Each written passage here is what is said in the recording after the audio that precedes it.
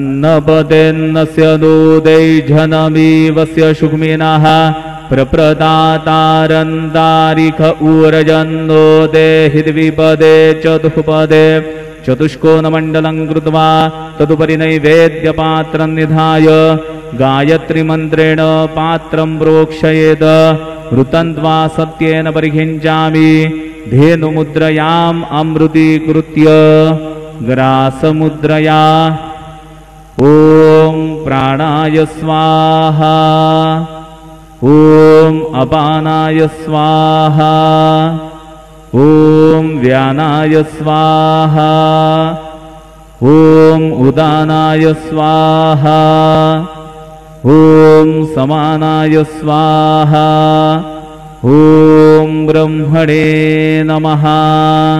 नैवेद्यमध्ये पानीयं समर्पयामि पुनर्नैवेद्यं निवेदयामि।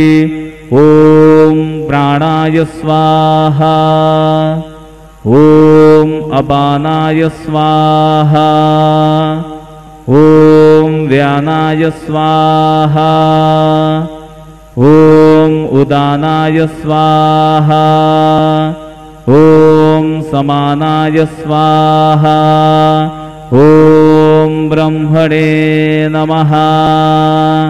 नैवेद्यं समर्पयामि हस्तप्रक्षालनं समर्पयामि मुखप्रक्षालनं समर्पयामि शेषोपचारार्थे प्रार्थनापूर्वकनमस्कारं करोमि। श्री सच्चिदानंद सद्गुरु साईनाथ महाराज की जय।